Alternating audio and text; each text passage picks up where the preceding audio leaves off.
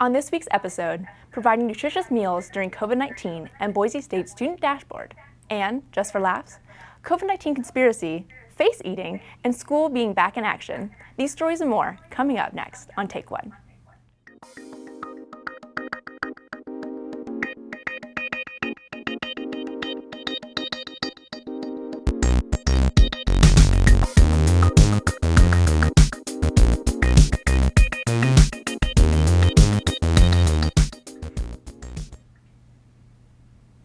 Welcome to Take One.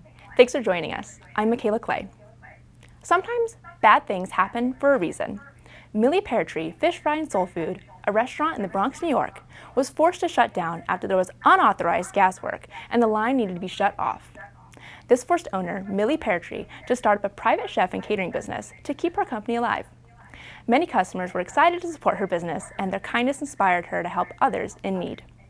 Due to the highly afflicted COVID-19 population in New York, Pear Tree decided to turn her efforts to helping essential workers, families, and children by providing them with nutritious meals. She's been serving 600 meals 3 times a week to families across the state, and Amazon recently agreed to a partnership with her. When asked why she is spreading the love, she replies, "I don't have the most, but I don't have the least either." She believes everyone can do something, even if it's not a lot, and there is a silver lining in many unfortunate situations. Now to Marcos Guadarrama with news on Boise State student dashboard. Thanks, Michaela. Boise State University has launched an online dashboard that will notify the campus community on the infection rates of COVID-19 cases in students, faculty, and staff. The dashboard will track the cases by category of percentage and the number of new weekly cases, as well as the number of percentage increase or decrease from the week before. The dashboard will also show the total number of positive cases for the university since August 15th. Boise State has set aside 115 beds on campus in the event that students test positive for COVID-19 and need to self-isolate. Currently, 44 of those beds are being occupied by students. The university plans to update the information every Friday afternoon. Now let's take it over to the Specs studio with Eric, Jenna, and Ben for some laughs. Thanks, guys. Are you a staunch anti-masker? Do you see through the media's smoke and mirrors? Do you refuse to be a sheep that believes in this fake coronavirus nonsense? Well, we have some exciting news for you. Local hospitals are opening up positions in their COVID-19 wards, aimed specifically at those who believe this so-called pandemic is just another deep state scare tactic. Because they respect your rights, no protective equipment or ICU beds will be provided or required. Not that you'll need them anyway. However, on-site housing will be provided.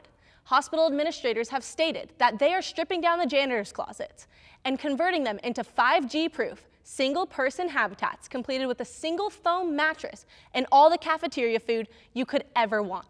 No uniform will be required. However, tinfoil hats will be available upon request.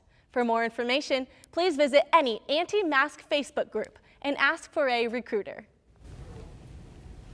The world right now is full of insane, terrifying, horrific, boot-quaking events that range from a worldwide pandemic to UFO sightings confirmed by the CIA. However, nothing could instill fear in your heart quite like watching 2 naked men fight on a bike path. Back in 2012 in Miami, Florida, police encountered just that.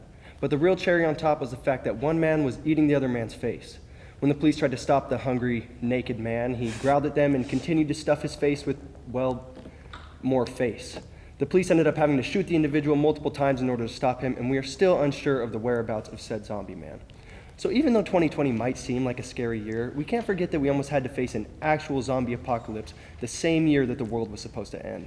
And as long as Bike Path Dinner Boy doesn't come back, I think we can make it through this. Yeah, I'll take it from here, okay? School's been back in action for a few weeks now, and one thing is very clear. Things are different. COVID-19 has forced anyone and everyone to adjust, whether they like it or not. And let me tell you, I don't like it. Okay, first of all, can't go anywhere or do anything, and yet somehow tuition prices still went up. You know what else went up? Parking ticket prices. Newsflash, I don't have any money or friends. You know why? Because nobody wants to talk to me. Every time I go up to somebody, they just turn and speed walk in the opposite direction. Guys, I'm not a rabid dog, okay? You know, For the first time in my life, I actually feel bad for those guys who stand out in the quad handing out pamphlets or whatever it is they do. I wouldn't know. I always just put my head down and act like I'm on the phone, which, by the way, is a very useful tactic. Take notes. Next thing, good Lord, man, these masks, God bless them, but holy moly, they don't reveal a whole lot, do they? I can't tell if anybody likes me. Every time I make a joke, I feel like I'm in an insane asylum. I just hear random voices laughing, have no idea where they're coming from. All I see is eyes looking at me like a frickin' alligator in the marshlands. You know what the worst part of it all is? Here, come on, walk with me. You know what the worst part of it all is? No more football games. They took them away. So what am I supposed to do now on Saturdays, huh? Homework? Yeah, I don't think so. I can put up with a lot, okay? You raise the prices of parking tickets, fine. You make me pay full price for half of school, whatever. But you make me do homework on Boys' Day? That I will not stand for. All right, I think that's enough from us. Let's send it back to Michaela and Marcos over in the 360 studio. Thanks, Jenna. Marcos, don't you think homework should just be for weekdays? I agree 100%, Michaela. Well, that's all the time we have today. Thanks for joining us. I'm Marcos Guadarrama. See you next time on Take One.